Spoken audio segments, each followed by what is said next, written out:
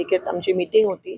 3-4 विषय त्या ठिकाणी होते आणि त्याच्यावर आम्हाला आढावा बैठक एक मी ह्या ठिकाणी घेतली होती.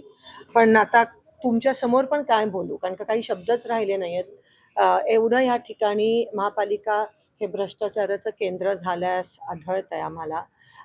ऐन पावसाळ्यात नाला साफसफाईची कामं तो एक भाग आहे. दुसरी सर्वात महत्त्वाची गोष्ट ते नाल्यांचं काम, कन्स्ट्रक्शनचं काम होतं. त्याच्यात पण जो कॉन्ट्रॅक्टर आहे त्यांनी खूप मोठा भ्रष्टाचार केला आणि त्यालाच पुन्हा पुन्हा काम दिलं जात आहे. त्याच्यात फक्त 60% काम झालं आहे, उर्वरित काम झालं नाही आहे आणि होणार पण नाही आहे पावसाळ्यात.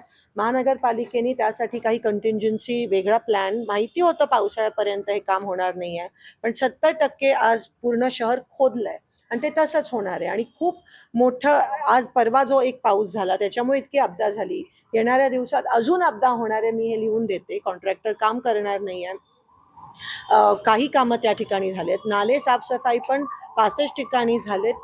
उर्वरित जो मुरगी नाला असेल, शेळगी नाला असेल, मेन जे आपले चोक होणारे आहेत तिकडे नाला साफसफाई झाली नाहीये. म्हणजे तुम्ही अंदाज घेऊ शकता की येणाऱ्या पावसाळ्यात काय परिस्थिती. मग महानगरपालिका नेमकं करताय काय, मला तेच विचारायचं. तुम्ही नाला साफसफाई करत नाही आहात, तुम्ही नाल्याची उर्वरित कामं करत नाही आहात. तुम्ही म्हणताय समांतर जलवाहिनीला आम्हीच NTPCने त्यावेळेस निधी दिलेली. मुद्दामून लँड ॲक्विजिशन न करता कॉस्ट एस्केलेट झाला आणि अजूनही तुम्ही म्हणताय 4 दिवसाआड पाणी. त्यावेळेस हे रेकॉर्डवर म्हणालेले की आम्ही 2 दिवसाआड. अजूनही सोलापूर शहराला पाणी पुरवठा विस्कळीत आहे. 4-5 दिवसांनी पाणी मिळतं आणि ते पण काही ठिकाणी वेळेवर. आमच्या पूर्व भागमध्ये अजूनही वेळेवर पाणी येत नाही. आता काय कारण देत आहेत? आता कारण देत आहेत की WTP वॉटर ट्रीटमेंट प्लांट पाकणीमध्ये आहे, ती फॉरेस्टची जमीन आहे. ती फॉरेस्टची जमीन आहे. मग फॉरेस्ट आधी आपला प्लांट आहे, फॉरेस्टला आता सुचलं की ते आता त्यांच्याकडे म्हणून महापालिकेला देत नाही. तर फॉरेस्ट बरोबर तुमच्या किती मीटिंग झाल्यात? एक पण मीटिंग झाली नाही. फॉरेस्ट बरोबर तुमच्या किती मीटिंग प्रस्तावित आहेत? एक पण मीटिंग प्रस्तावित नाही आहे. दुसरी गोष्ट, खाजगी जमीन जर तुम्हाला घ्यायचं असेल WTP साठी, तर त्या खाजगी जमीन घेण्यासाठी तुम्ही काय प्रक्रिया? 0.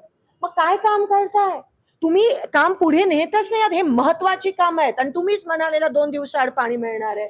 त्यावेळेसपासून मी प्रेझेंटेशन मध्ये ऐकते आणि त्यामुळे आपण NTPCने एवढी निधी त्या ठिकाणी दिली. केवळ महानगरपालिकेच्या हलगर्जीपणामुळे आज सोलापूर शहराला पाणी वेळेवर मिळत नाही आहे.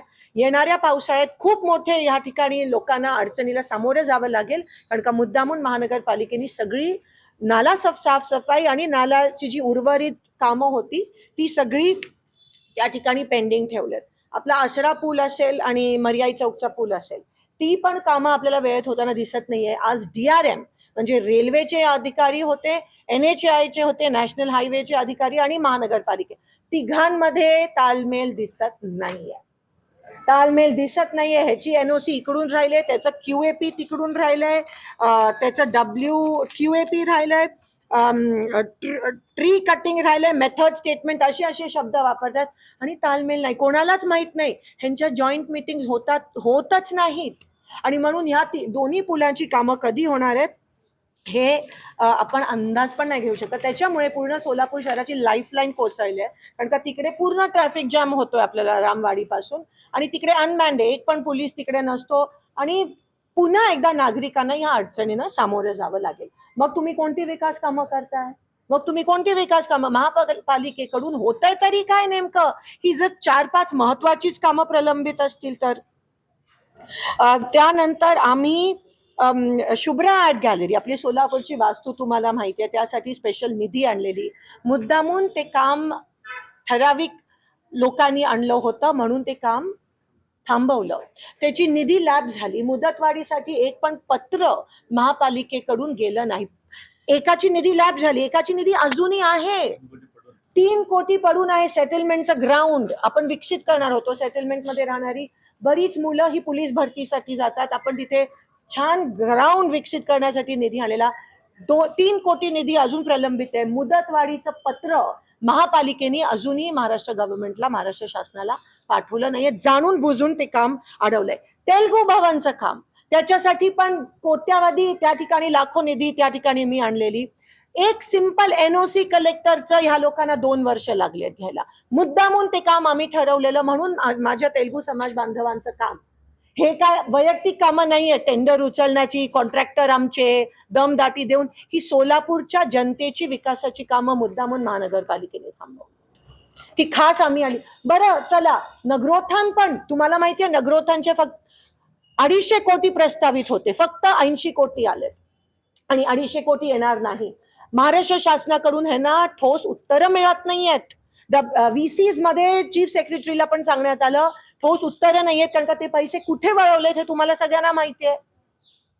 आणि नगरोत्थानची कामं, आणि मी आता विचारलं अधिकाऱ्यांना की नगरोत्थानचे उर्वरित पैसे आले नाहीत तर त्याचा काय इम्पॅक्ट होईल सोलापूर शहरावर. सगळं त्या ठिकाणी ड्रेनेजची कामं हद्दवाढीची आणि सोलापूर शहराची विस्कळीत होणार आहेत. कॉलेरा सारखी परिस्थिती पुन्हा एकदा आपल्या सोलापुरात उद्भवली तर मला आश्चर्य वाटणार नाही ह्यांच्या हलगर्जीपणामुळे. आणि महाराष्ट्र गव्हर्नमेंट जे त्यांनी सांगितलेलं, जे वचन दिलेलं की नगरोत्थान, अतिशय महत्वाची योजना होती त्यावेळेस, या नगरोत्थानसाठी उर्वरित जी 200 कोटी निधी प्राप्त आहे ती मिळणार आपल्याला नाही आहे. आणि पुन्हा एकदा आपल्या लोकांना, भारताच्या नागरिकांना, सोलापूरच्या लोकांना हे शासन आणि हे प्रशासन वेठीस धरत आहे.